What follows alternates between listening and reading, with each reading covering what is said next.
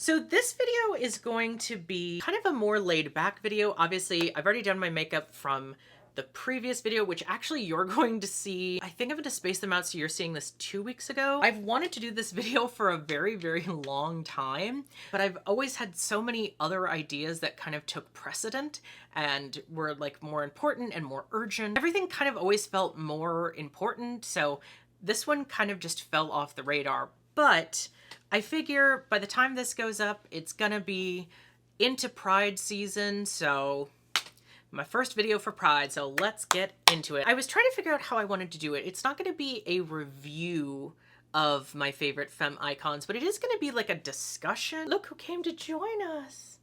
Oh, the initial style icon. Yes, my baby. My little Tab Tab. I don't know. She's made an appearance in videos a long, long time ago. But yeah, this is her now. She kind of keeps to herself.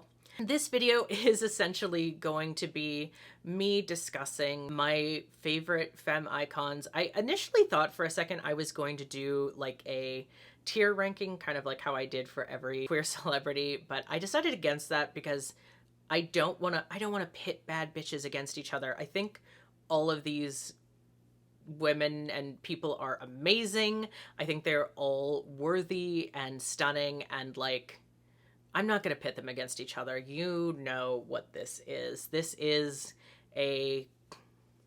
Okay, do you want to get down? Okay, there you go. So I just kind of wanted to talk about them and talk about like why they are my femme style icons. And I do want to preface this right off the top by saying you do not have to look like any one of these people or any combination of them in order to be a femme. You don't have to look like anything to be a femme. Obviously, this is not the, you know, typical femme. There is no femme uniform. Like, being a femme means so many different things to so many different people. You can be a femme and be like more masculine leaning. You can be a femme and, you know, do anything you want. You don't have to be inherently super feminine. I personally like that. That is personally the way I choose to express my femininity and my femness, quote unquote. But I don't do it necessarily in all the same ways, and I don't always do it in a fashion that is always the most femme. You know, obviously this is a t-shirt. Like, that's, you know, most people think of like dresses and skirts and things, and like, you know, I'm still a femme, but I can't do this. I don't think I can show this. I haven't, you can't really tell on camera, I haven't shaved my legs in months, and I don't, because I don't care, because, you know, hairiness in women is, or in lesbians specifically, in sapphics specifically, is such a, you know, encouraged thing that I don't feel the need to do that. And so like, but I'm no less femme because of it. I'm no less femme because I don't shave my legs. I'm no less femme because I'm wearing a t-shirt. I'm no less femme, you know, if I'm not wearing makeup. A lot of why I do the makeup is because I enjoy makeup. It is an artistry to me. It is fun to me. And I like how draggy and dramatic it is. You know, this kind of makeup being so extra and dramatic is very, to me, this is what I want as a femme, because it's so extra, because it's so dramatic. And I think a lot of my style icons that you're going to see in this video, it'll make sense as soon as you see them. So right off the top, I don't think we can ever have a femme icons video without talking about, of course, the one, the only icon, legend, and style herself, Trixie Mattel. I don't know what it is about Trixie specifically that just says femme to me. Maybe it's the Barbie thing. I don't think so. I don't know what it is. And like, it's so funny because for such a long time, I hated the color pink. For such a long time, I hated the color pink. I loved Barbie and I loved like girly things, quote unquote, but I hated the color pink. So it is so interesting that I have gone so, you know, in realizing I was a lesbian, I've come so far in so many circles that like pink has become one of my all-time favorite colors. It shows itself so many places in my life now in ways that it never would have before. And like, I will say, this shirt for me, the black and green are two of my all-time favorite colors. I would say I have like four favorite colors: purple, black, green, pink. In no particular order of those, but like I like all of those colors for different reasons in different variations. All of them I like more dark and saturated versions. Pink I like more light and pastel, and maybe some would say desaturated. So that's a whole other thing. I don't know what it is. I can't put my finger on what it is about Trixie that just screams femme to me, because like obviously her makeup is very particular to her. It is not super feminine makeup. It is not super girly girl makeup. It's not like the natural queens. It's heightened. I think that's what it is, because to me, when I think of femmes and who represents femmes, if you had to make it an aesthetic, it's not an aesthetic, but if you had to make it like, you know, what aesthetic evokes femness, I think the over the topness of Trixie specifically really evokes it. And of course there's a lot of queens that also have that over the top thing that is kind of a drag thing, to be over the top and dramatic with it. But something about Trixie's style in particular, that like 60s, 70s mod type thing, really just hits something that every time I see her outfits, I'm like, God, I want that outfit. I want that hair. I want this. I want, you know, just everything about her aesthetic and style to me screams femme, screams like the ultimate femme icon for me. So of course she had to be #1 on this list. I cannot help it. You know, there was no way I was making this list without including Trixie. Elvira. I always kind of like enjoyed her style and aesthetic, but I didn't really come to appreciate her until her book came out, and I like learned more about her and realized, you know, she's of course dating a very handsome butch, or married. I don't know if they're married or not. Very much that goth femme aesthetic of like, you know, and again, it's a very draggy aesthetic, overdone. Oh, and I think what you're going to notice in this list of like my femme icons personally is going to be that they are very over the top and very draggy in a way. And of course, you know, Elvira was built on drag queens and that aesthetic. So there's no way that she would not be included in this, because it is that very like over the top. I always think about the fact that there was a butch who had said on Tumblr that femmes do femininity the way drag queens do femininity. And looking at this list of like over the top women, it does feel very fitting that all of them have like a kind of drag element in common. So I just think that's really funny, because I think there is a lot of overlap between the way I as a femme do femininity, you know, obviously over the top drag. One of the reasons I love having claws, because it's over the top and kind of draggy. And this is one I forgot on this list. Cruella de Vil glove claws that the queens are doing. I am obsessed. First of all, obsessed with Cruella de Vil as a character. I know some people think that's where my last name comes from. It is not. I loved the cartoon version, but I also very much loved Glenn Close's version of Cruella de Vil, in which it is so draggy. Her hair is so dramatic. All of her looks feel like they could walk down the RuPaul's Drag Race runway tomorrow and be so amazingly well received. Like, again, it's the gloves with the claws. It's the very dramatic silhouettes and the very dramatic shoulder pads, and like the just if you look at all of the aesthetics of Cruella de Vil in the 101 Dalmatians live action, something about that is very draggy to me. And it also has kind of a femme aesthetic in that way of like over the top femininity, over the top everything. And we don't know anything about her life or whether or not, you know, Cruella de Vil could have been a lesbian. There is, of course, fan fiction that I have found myself in. That's not the point. The point is, it is that very like over the top, very draggy aesthetic that I just enjoy. So we have to talk about Miss Piggy. There is this thread that I think exists through every femme that I know, that Miss Piggy just exudes this energy of like bad bitchery. She will knock you out if you disrespect her. She does not give a shit who you are. She will whoop your ass as soon as seeing you. And that is something that feels very, to me, very like ultra femme. Like, she is her own woman. She is powerful. She is not taking shit from anyone.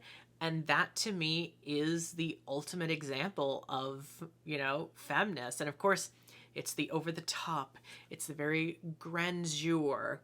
And I think it's an example of a character who is like always been bigger, but it's never been the butt of the joke. It's never been the butt of the joke that she is bigger girl.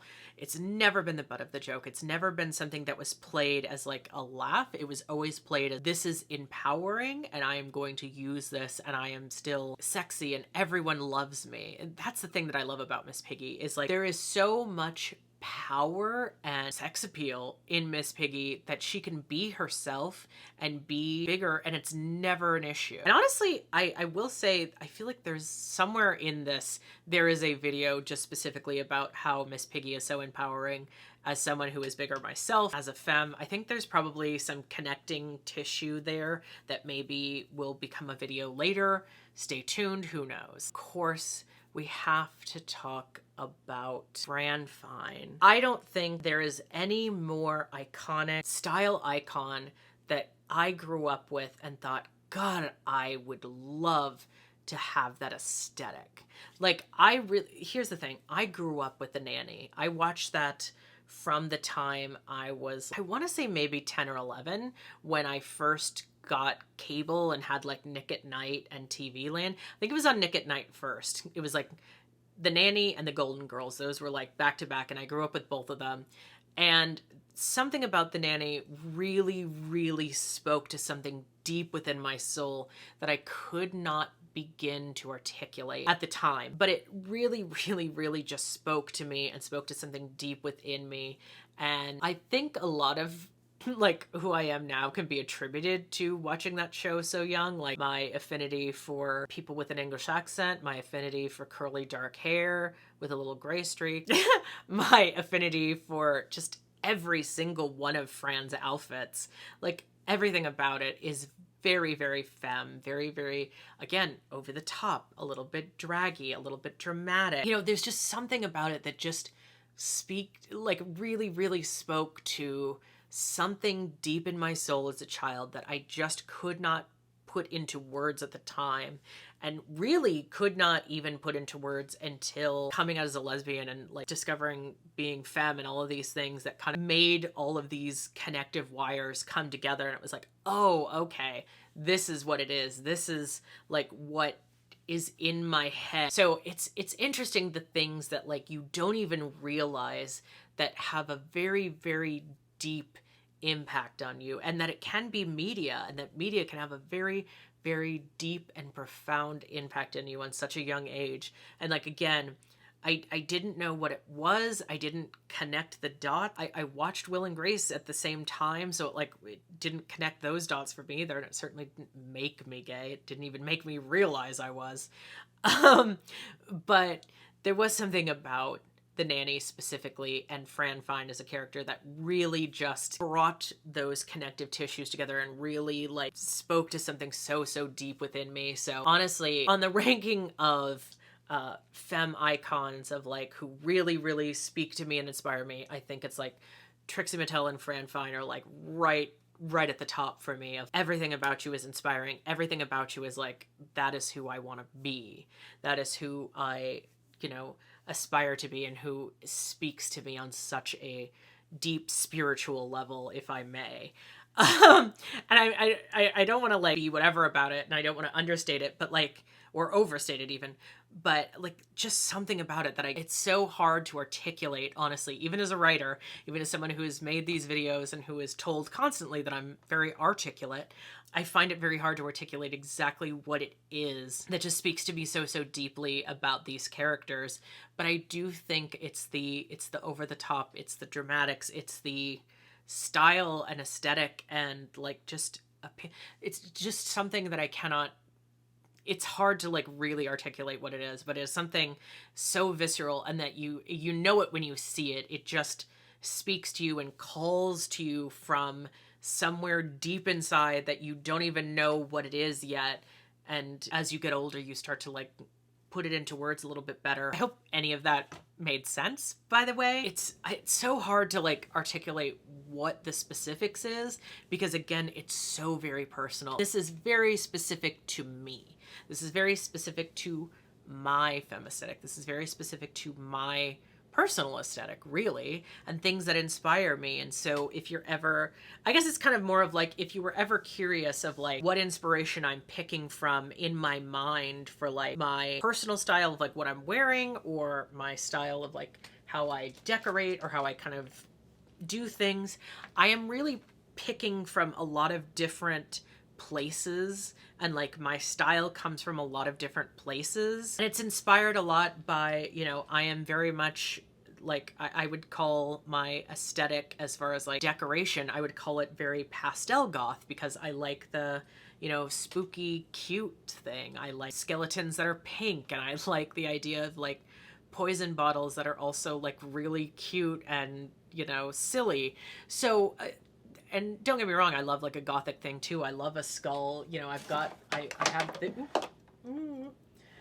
the, sorry, I have a thing falling. I love, like, I have this that is like one of my favorite things I've ever owned. I think this speaks deeply to my soul and my aesthetic and like everything. I've always loved snake. This very much fits my style, but like if this was pink, I wouldn't be upset about it.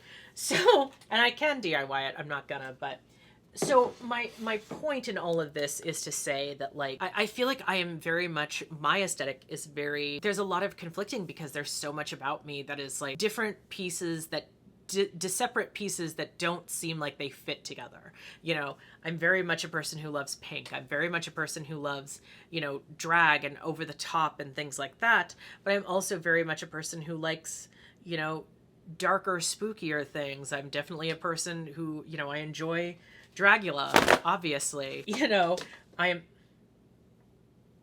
was that Tab? I am someone who enjoys, you know, skulls, and I don't have them with me, but I have like, you know, my devil horn headband. You know, I enjoy kind of different things and different quote unquote aesthetic ideas that maybe don't connect for a lot of people, but for me makes sense. I mean, in all of my videos, I've had Reagan just sitting in the background along with other cute, you know, stuffed animals. So it very much is my vibe and is my energy to be kind of all over the place, and my aesthetic is very all over the place. And so that's kind of what this video is, I think, more than anything. I would also argue to a certain point, I am also inspired just by my own things that I find that I like, and I am very much a person who loves to DIY things. I'm very much a person who loves to customize things to look more like what I want them to look like. Do not be surprised if this bucket hat has a little DIY makeover. I'm not crazy about this yellow portion, right? I think this is it.